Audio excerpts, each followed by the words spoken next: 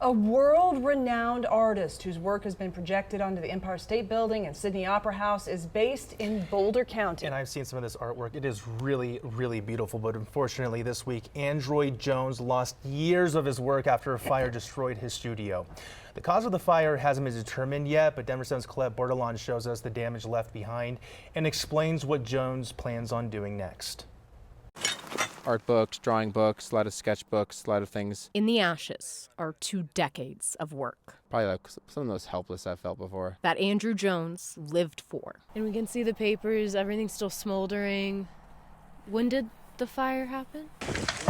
Wednesday morning. I mean, there's fire coming out of every window, every door. Destroying everything the artist known as Android Jones hoped would outlive him. I had a piece upstairs that was in the Smithsonian that I was planning on my kids inheriting.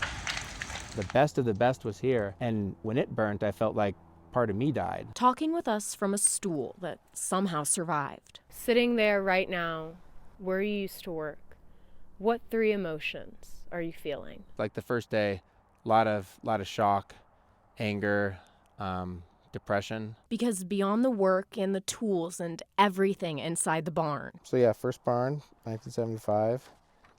This is my dad, Rick. It was his dad who built it. This probably would have been like maybe 2011 or so. The barn burned once before in 2008. Was this your dad out here in Crocs? Yeah, my dad in Crocs. That's full Rick Jones there. But his dad built it again. He passed away in 2013, and I came here when he passed, and I kind of took over the space. This was the last drawing that escaped the barn. Ironic and appropriate. It wasn't like, oh, I'm going to draw a phoenix today. Someone's like, hey, can you draw me a phoenix? Yes, I can do that. For a barn that's come back to life once before. When your greatest fear happens, I don't have to carry that fear anymore. I can carry the scar of it happening, which is easier than carrying the fear of it. And never one to ask for help, Jones did so for the first time through an online fundraiser that in only 2 days has raised $200,000. I feel like I believe in myself more than I ever have now that I know how many people out there care about what we do here. And so